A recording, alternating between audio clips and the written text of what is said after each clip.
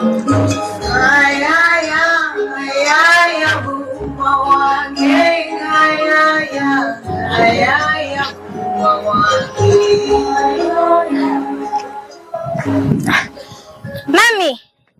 I'm back. Hey, my daughter, you're back. How are you, my daughter? I'm not fine, Mommy. What could be the problem? Mommy, I'll be fine. But here's my report card. Carol, if your report card is as bad as last time, you're going to see the woman in me.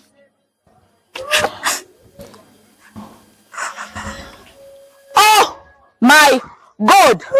What is this I'm seeing? 13th out of 40th? Carol, what were you doing? Mommy, sometimes I practice MDD. Nonsense! Did I pay you school fees for MDD? No, Mommy. Now, my daughter, learn this from me.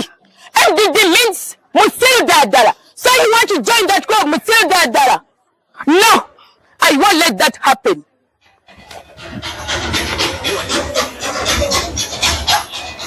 My daughter. Yes, Mommy.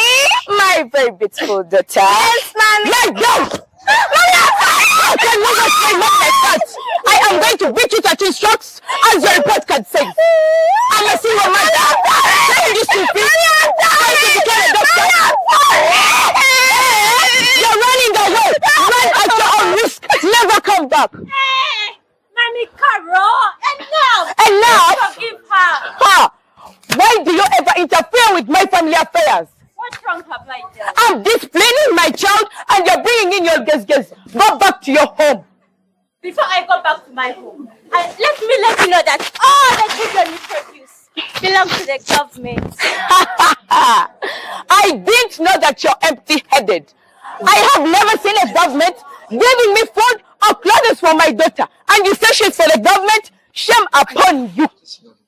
But one day, oyo mwana ajja kuzaalira ebizibu. Omwana azeeya mwesindikira bwe teri ennyamba.